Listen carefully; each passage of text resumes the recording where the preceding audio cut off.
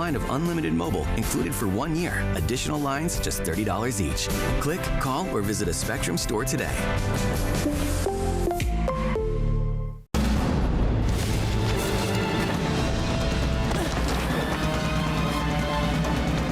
Even the mighty might not see it coming. It's prediabetes, and it captures 1 in 3 adults. But you can escape. Take the 1-minute prediabetes risk test to know where you stand and prevent or delay type 2 diabetes. Be your own hero on smartphones everywhere at doihaveprediabetes.org. Spectrum News Plus. Local stories, connecting communities. Streaming now on the Spectrum News app and free with your Spectrum subscription. I'm Sharon Tazwell. Here's your Spectrum News in 90. A new ruling Wednesday by a federal judge found there is probable cause to hold Trump administration officials in criminal contempt for violating orders to halt deportation flights in mid-March. Meanwhile, the White House continues to defend the deportation of a Maryland man to El Salvador. Nothing will change the fact that Abrego Garcia will never be a Maryland father. He will never live in the United States of America again. The Federal Reserve issuing a warning Wednesday saying the Trump administration's policy changes, including tariffs, are putting the agency in uncharted territory. Fed Chair Jerome Powell says uncertainty around tariffs could inflict lasting economic damage. The agency now warning of higher unemployment and faster inflation. The Department of Justice declined to label an arson attack on Pennsylvania Governor Josh Shapiro's mansion as domestic terrorism. A new search warrant shows the suspect Cody Palmer decided to firebomb the residence because of, quote, what Shapiro wants to do to the Palestinian people. Shapiro, who is Jewish, says he's trying to move forward. But right now, I think what we're trying to do is find the good in society, not be deterred from our work, not be deterred from practicing our faith proudly. And that is a look at your Spectrum News in 90.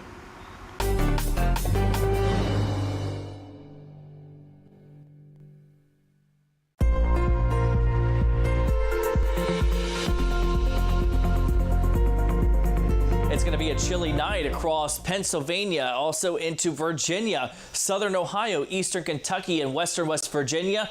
Frost advisory is up, so cover up your tender plants if you live there. I'm tracking thunderstorms later on this week, snow in the Rockies as well, and the potential for flooding. A lot to get to with your weather on the ones. We'll have that coming up this half hour.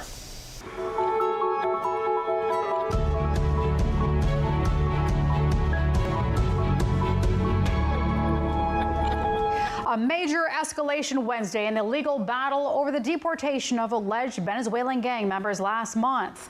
A federal judge ruled Wednesday there is probable cause to hold the Trump administration in criminal contempt after refusing a judge's orders to turn the flights to El Salvador around. Plus, the economic impact of President Trump's tariffs back in the spotlight following a stark warning from the Federal Reserve. Fed Chair Jerome Powell says it could put the economy on a path toward weaker growth. Thanks for joining us. I'm Sharon Tazwell. More on Powell's warning in just moments, but first, the president's immigration policy once again front and center. While a judge weighs criminal contempt charges against the administration, the White House continues to double down on the deportation of a Maryland man mistakenly sent to El Salvador. The basic fact that he was illegally inside our country and had a lawful deportation order made him subject to removal back to his home country of El Salvador. And if he ever ends up back in the United States, he would immediately be deported again. Our national political reporter, Taylor Popolars, has the latest on the deportation that the administration initially called an error. The Trump administration's decision to send deportation flights to El Salvador last month in defiance of a court order could now land them in criminal contempt. Federal Judge James Boasberg wrote Wednesday that the court ultimately determines that the government's actions on that day demonstrate a willful disregard for its order, sufficient for the court to conclude that probable cause exists to find the government in criminal contempt. The judge demanded new information to avoid contempt charges, but the White House indicated it will appeal. This played out as Senator Chris Van Hollen of Maryland flew to El Salvador on Wednesday, asking to meet or speak with Kilmar Abrego Garcia, who was wrongly included on one of those deportation flights and is now stuck in the country's infamous mega prison. I may be the first United States senator to visit El Salvador on this issue, but there will be more, and there will be more members of Congress coming. The Trump administration deported Abrego Garcia, even though he had a court order giving him protective status to be in the U.S. Several House Republicans visited El Salvador's prison on Tuesday to support the administration's actions. There was no situation ever where he was going to stay in this country. None. He would have come back, had one extra step of paperwork, and gone back again. Attorney General Pam Bondi reiterated Wednesday that the administration views the deportation as legitimate, even though it had said in court filings that Abrego Garcia was removed due to an administrative error. And I believe the White House is testing the limits of its authority to see if there are any limits. Former federal prosecutor Lindsey Barron says even though Abrego Garcia was living in the U.S. illegally, because he had that protective status, his case raises concerns about due process. And if the administration wanted specifically to deport him, then it should have followed due process in changing his status, going through the courts, rather than, this is short of extraordinary rendition. They just snatched him and put him on a plane and sent him to this prison camp. Taylor Popolares joins us from the White House. Taylor, what can we expect to see moving forward in this legal saga? And is there a chance the Supreme Court gets involved? There's totally a chance, Sharon. The Trump administration has made clear they want to fight this case as long as they can, potentially all the way up to the Supreme Court. What's worth noting is that last week the Supreme Court already weighed into a part of this case, unanimously saying that the Trump White House should, quote, facilitate Abrego Garcia's return. So far, the Trump administration has not done that. But now you have these other lower judges getting involved, threatening contempt, asking for more information. This is going to play out for at least a couple of more weeks. But the Trump White House is indicating they don't want to back down. They feel they have the right leg to stand on, even though legal experts are saying that their strategy isn't necessarily foolproof. All right. Taylor Popolares in Washington. Thanks. The Federal Reserve issuing a stark warning on the potential economic impacts of President Trump's tariff plan. On Tuesday, Fed Chair Jerome Powell says the trade war could put the agency in a situation it hasn't seen in half a century. Spectrum's Daniel Grimes has more on Powell's comments and speaks with an expert on how you can prepare. Fed Chair Jerome Powell sounded an alarm Wednesday about the impact of President Donald Trump's tariffs on the economy, saying the new tariffs will generate increased inflation. That's creating uncertainty about when the Fed might be able to lower interest rates again. The president wants lower rates ASAP, but Powell says the Fed must wait to see how Trump's economic policies play out. We're always going to be aiming for maximum employment and price stability. That's what we do. I do think we'll be moving away from those goals probably for the balance of this year. The Fed is responsible for keeping inflation and the unemployment rate low, something Powell said will be difficult to do because the tariffs will raise consumer prices. But he says an increase in inflation will create a dilemma as it decides whether to keep interest rates high to fight inflation or cut them to spur hiring. That decision can wait for now, according to Powell, who says the economy is strong for the time being. Our role is to make sure that this will be a one-time increase in prices and not something that turns into an ongoing inflation process. Powell warned consumer sentiment is declining as Americans brace for the higher prices and see volatility in the stock market. One expert says there are a few ways to protect your wallet. If you've been mulling over whether to buy a new car or home, you should do it sooner than later. But he also says don't panic and sell off stocks. The stock market's already had its reaction to what's coming here, but I think we just have to wait it out. And Daniel Grimes joins us now from Washington. Daniel, Wall Street having an immediate reaction to Powell's comments. What can you tell us? Yeah, Sharon, U.S. stocks fell today as Federal Reserve Chair Jerome Powell warned that President Donald Trump's tariffs are unprecedented and will create uncertainty in the economy. In fact, the Dow was down 900 points in afternoon trading. The broader S&P 500 fell 3.15%, and the Nasdaq tumbled 4.4%. It's just the latest example of how Wall Street has been mired in uncertainty as investors wrestle with the Trump administration's back and forth on trade policy. Sharon.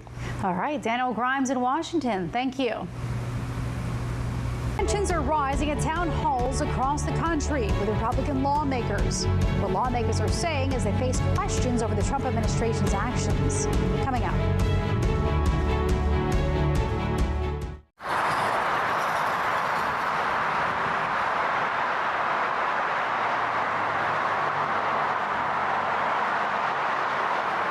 We said we'd never break the 3-second rule. Never do that. And never become a minivan mom. Hey, Chris. As parents, we say never a lot, but never happens.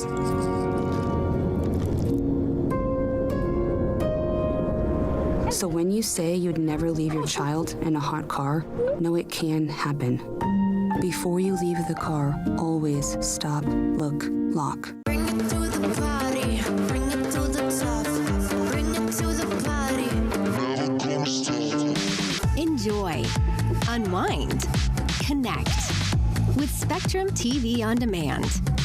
From the latest hit movies you've been waiting to watch to your favorite comfort shows and more, all available instantly for you to stream. Create the all-around entertainment experience you've always wanted with Spectrum TV On Demand. Browse over 80,000 on-demand titles today. I'm an ex-drug dealer, and I'll be your sub today.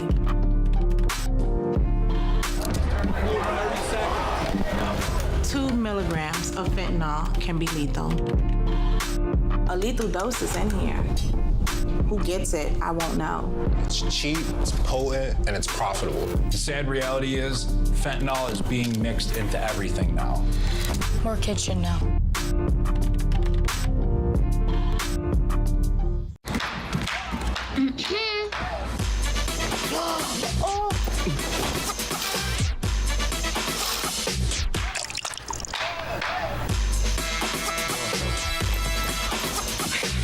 You're not gonna get it all right. Just make sure you nail the big stuff. Mama! Like making sure your kids are in the right seat for their age and size. Get it right at nhtsa.gov/the-right-seat.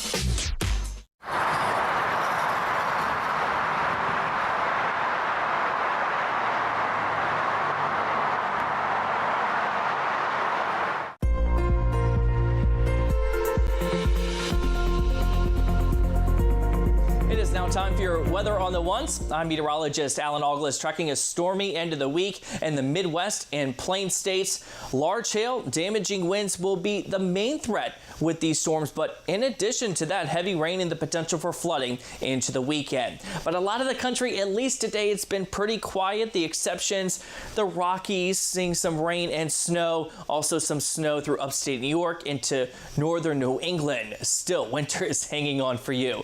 We'll turn our attention towards the Plain States, though, late tonight into tomorrow morning. Look at this cluster of thunderstorms around Kansas City. Large hail, damaging winds, heavy rain for the morning commute there. And then it's the evening towards Minneapolis into Wisconsin, Iowa, the threat for severe weather. And then by Friday night and Saturday morning, notice this cluster of showers and storms that could pack a punch through the middle portion of the Mississippi River Valley. We'll talk about Thursday, though, first. For much of Iowa, eastern Nebraska, a level 2 and a 5 risk for severe weather. Again, wind and hail, the main threats with these thunderstorms. That will sink a little bit farther to the south and east towards Oklahoma, stretching into much of Missouri, St. Louis included, Indianapolis into Detroit. There's a level 2 and a 5 risk for severe storms. But look at the heat. It is on for the southern plains tomorrow. 90s in Oklahoma City, 81 in New Orleans. Look at the chill for the northeast Portland, only into the 50s for you. The warmth into the Ohio Valley for the end of the week. But look at that chill for the Rockies. We're talking record highs, though, a possibility for Kansas, Wichita, 93 the forecast high tomorrow, 92 the record. Amarillo, Texas, 91 the forecast, the record, 90 degrees. But again, the chill for the Rockies. We're looking at spring snow for you into the weekend. We'll talk about that coming up with your next Weather on the Ones. If you're just just joining us, here's what you need to know. A federal judge threatens to hold the Trump administration in criminal contempt over sending deportation flights to El Salvador, despite a court order halting them. The White House says it would appeal. Federal Reserve Chair Jerome Powell issued a warning about the consequences Trump's tariffs could have on the economy. Powell says the increases could result in higher inflation and slower growth. And the stock market closed in the red today following Powell's comments. The Dow fell nearly 700 points, with the Nasdaq dropping more than 500 points. That's what you need to know.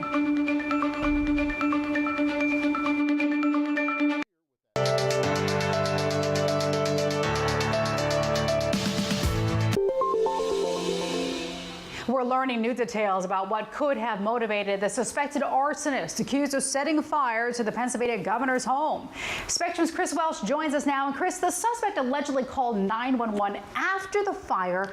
What did he say in that call? Yeah, Sharon, suspect Cody Balmer allegedly made comments about Governor Josh Shapiro's views on the war in Gaza, and he placed this 911 call early Sunday morning after that fire at the governor's residence. These details all come from a search warrant obtained by CNN from the district attorney's office. Now, here's what that warrant spells out. On a 911 call, they say Balmer said Shapiro needs to know he, quote, will not take part in his plans for what he wants to do to the Palestinian people. Balmer also told 911 operators Shapiro needed to, quote, stop having my friends killed, and that, quote, our people have been put through too much by that monster. Again, this is all according to what the warrant says. The document goes on to say that Balmer's comments demonstrate a political motivation for his conduct.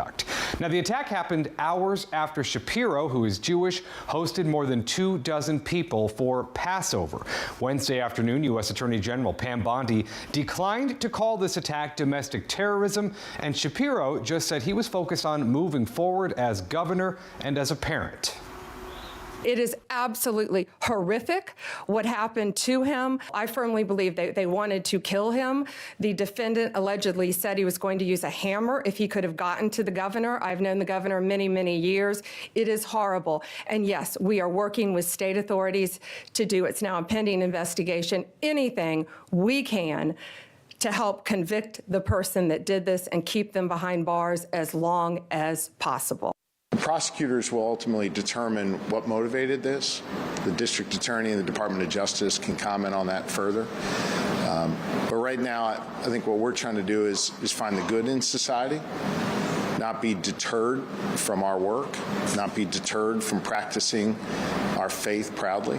Now, the Dauphin County Chief Public Defender is representing Balmer. She said that the allegations, if true, demonstrate devastating consequences of severe mental illness. She also added that Balmer's next court appearance would be postponed so that his attorneys could determine his competency to stand trial. Sharon? Chris Welch, thanks.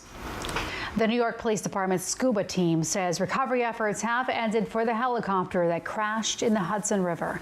The team says the efforts ended after 4 days and nearly 30 dives. Some major pieces were recovered, including the aircraft's main rotor. The scuba team says visibility underwater is low, and video and witnesses played a key role in helping them search. Able to drop down in the vicinity of these areas where we thought some of the debris might be, and we were able to pick up objects, go towards those objects, investigate them. Last week's crash killed all 6 on board, a family of 5 and the pilot. A 17-year-old teen is facing an aggravated assault mass shooting charge following Tuesday's shooting at Wilmer Hutchins High School in Dallas. School officials say he was taken into custody hours after the shooting.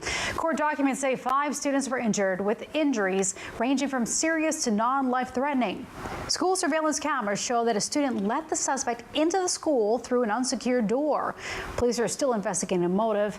This shooting comes nearly 1 year after another shooting at the high school that injured 1 student. Defying expectations and stereotypes, how one CrossFitter is inspiring others to stay fit. Just ahead on Spectrum News.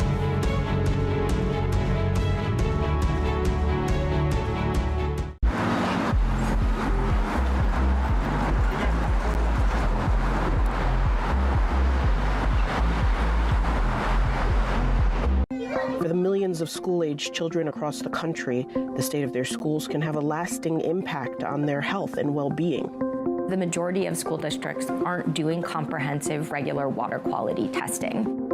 As CO2 levels rise in a space, cognitive function takes a direct decline. We visit 2 school districts working to create safe and healthy environments for their students. Watch Exploring Your Health, Curing Our Classrooms.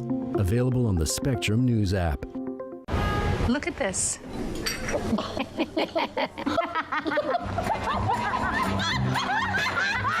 Sunshine, lollipops, and rainbows. Everything that's wonderful is what I feel when we're together.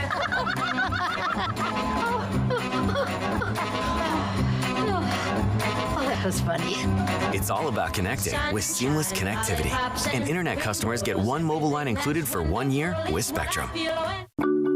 I tell my son, I love you every single day. Now, my dad has never said that to me. Not because he doesn't love me, but because culturally it wasn't comfortable for him.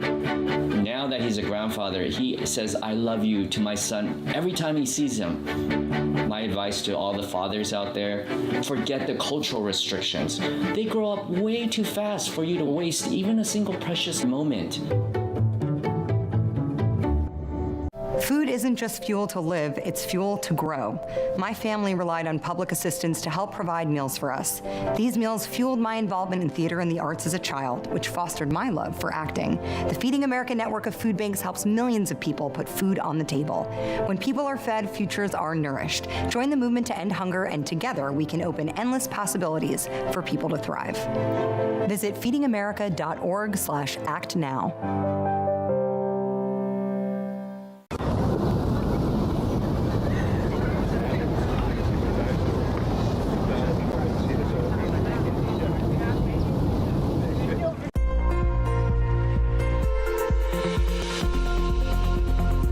Back to another round of your weather on the ones. I'm meteorologist Alan August, tracking the return of thunderstorms for the plains in the Midwest into the weekend. Also, snow in the Rockies through Saturday, and the potential for flooding is there for the plains into the weekend, thanks to rounds of heavy rain and thunderstorms. But it's been a pretty quiet day here on this Wednesday. A little bit of snow and rain through the Rockies, some snow into northern Montana. Also, we have been tracking a little bit of light snow into upstate New York, Vermont, New Hampshire, and northern Maine.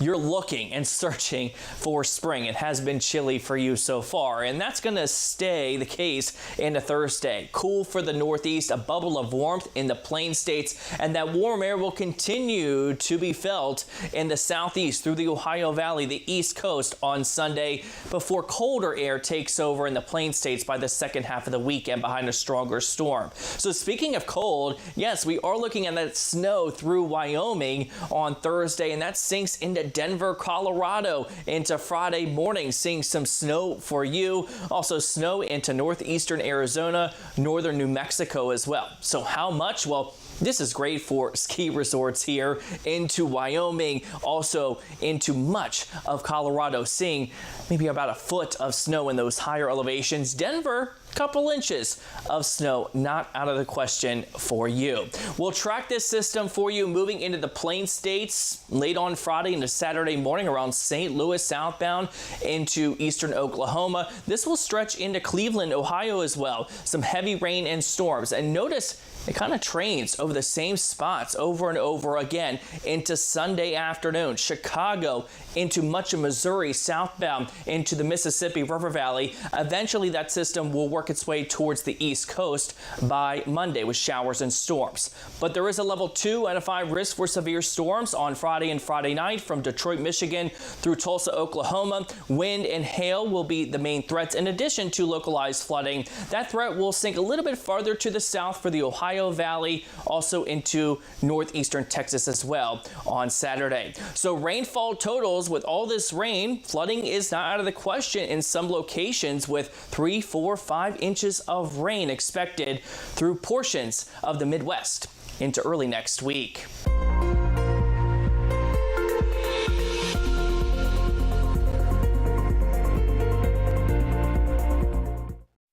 Purple, green, and white hues may light up the sky in parts of the U.S. Wednesday. Yes, we're talking about northern lights. The National Weather Service says a strong solar storm could make the northern lights visible in the northern part of the country. They're so spectacular in person. Well, researchers say increased solar activity causes the auroras to dance around Earth's poles. If you're not able to directly see the colorful display, sensors in cameras and cell phone cameras can pick them up. Auroras may be visible Thursday night as well. The CDC estimates about 1 million Americans are legally blind. Some people are born blind, but others become visually impaired over time. Lack of sight can impact many things, including daily activities, employment, education, social interactions, and physical health. Spectrum's Taylor Bruck introduces us to a man who's defying the perception of what a blind person can do. There's a saying, when there's a will, there's a way.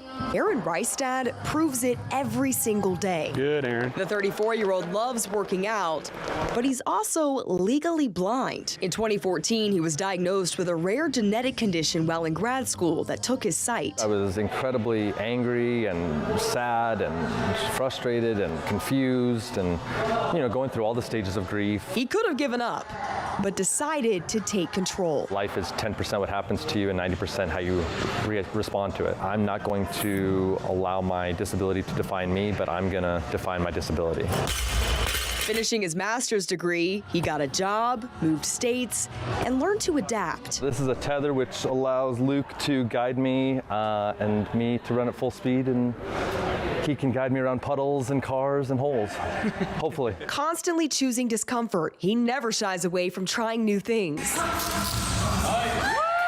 Even competing in and winning CrossFit competitions with sighted individuals. 50 seconds in, you're at 2:30. Something CrossFit Grandview owner Brandon Cowden says is rare. I've been doing it and involved with it for 18 years, and he is the first blind athlete that I've had. So I think his story is really unique. And he's not wrong. A National Institutes of Health study shows blind people are twice as likely to be inactive compared to people with vision. Dr. Roanne Flom from OSU's College of Optometry says reasons include lack of accessible facilities, transportation, and fear of injury. Attending to their recreational needs usually isn't the first thing that comes up. Like, that kind of makes sense, right? Because often they're worried about, how am I going to read, or how am I going to go to school, how am I going to do my job? But once we address some of those things, it's really important that we make sure that people have whole lives and are able to thrive. Reistad tells people he lost his sight, but he's gained his vision. Just by showing up to the gym, he hopes to debunk stereotypes. People with visual impairments are just as capable as everyone else. My life is great.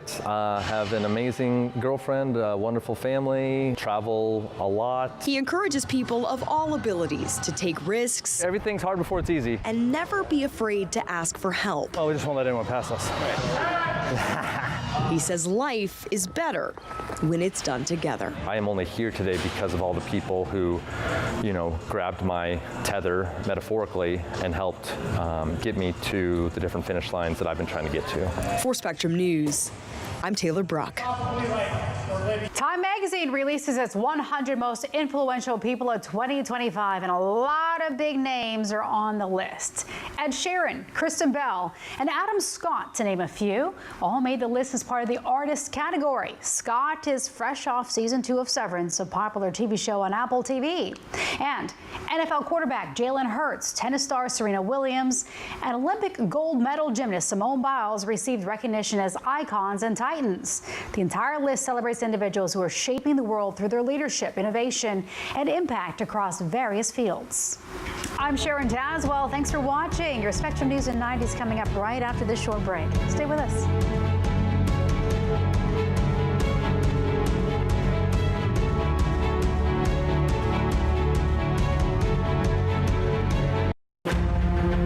Friday nights, The Big Deal with Errol Lewis, where Spectrum News' local political journalists break down the most important issues shaping our nation.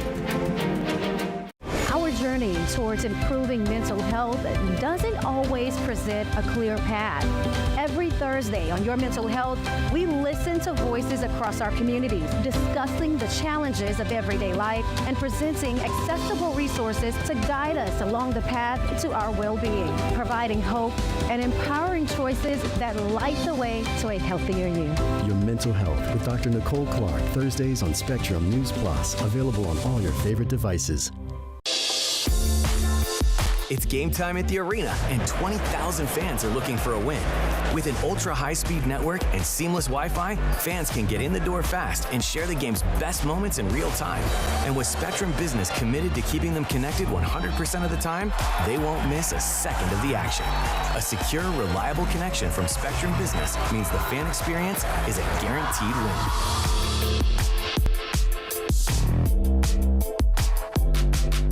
Whether it's our stories, the warmth of our laugh, or our family's secret sauce, we all bring something different to the table. So make some space. The power of connection is waiting right outside your comfort zone.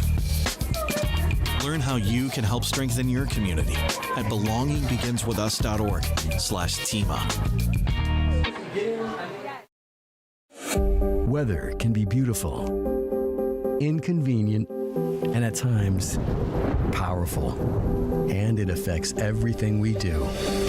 At Spectrum News Plus, our weather experts update you with the information and the context you need so you can better plan your day. And we do it every 10 minutes. We're the calm in the storm. Weather on the Ones on Spectrum News Plus, exclusively on Spectrum. And get your weather anytime on the Spectrum News app. Spectrum News Plus. Local stories, connecting communities. Streaming now on the Spectrum